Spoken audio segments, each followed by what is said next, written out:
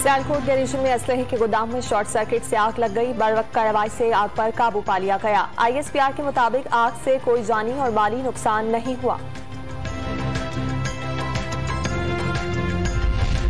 नेपरा में बिजली 4 रुपये 99 पैसे फी यूनिट महंगी करने की दरखास्त दायर। CPPA की दरखास्त पर नेपरा 31 मार्च को समाअत करेगा।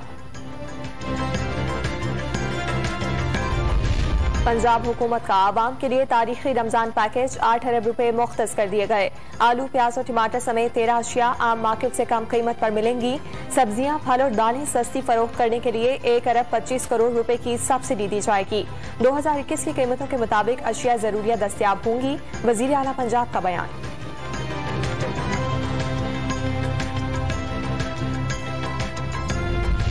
OIC इजलास की तैयारियां, मेहमानों की आमद का सिलसिला शुरू। मिस्र के वजीर खारजा पाकिस्तान पहुंच गए। सामी शौकरी का दफ्तर खारजा का दौरा।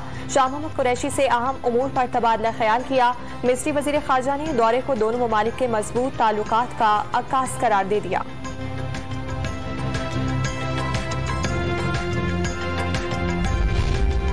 वजीर आजम इमरान खान ने 27 मार्च को इस्लामाबाद में होने वाले तहरीक इंसाफ के जलसे का लोगो जारी कर दिया।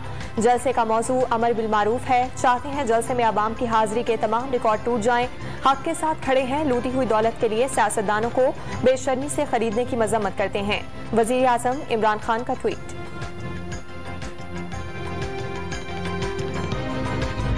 वजीर आजम अवामी राब्ता मुहिम के सिलसिले में आज मालाकंड में जलसे से खिताब करेंगे। गवर्नर और वजीर आला खैबर पख्तूनख्वा भी हमरा होंगे। जलसागाह का पंडाल सज गया, कुर्सियां लगा दी गईं, स्टेज भी तैयार कर लिया गया।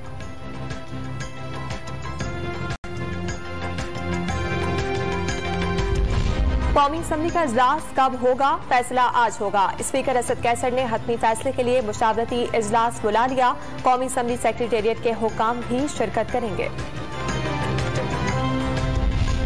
स्पीकर कौमी असम्बली अपोजिशन की रिक्वेजिशन पर 14 दिन में इजलास बुलाने के पाबंद हैं। 22 मार्च इजलास का हतमी दिन है। स्पीकर ने इजलास न बुलाया तो आइन की खिलाफ वर्जी होगी।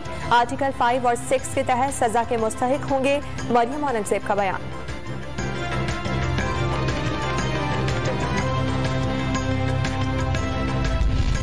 और पाकिस्तान और ऑस्ट्रेलिया के दरमियान आखिरी टेस्ट कल खेला जाएगा। जीत के लिए मैदान में उतरेंगे। विकेट स्पिनर्स को मदद देगी। कप्तान बाबर आजम की न्यूज कॉन्फ्रेंस।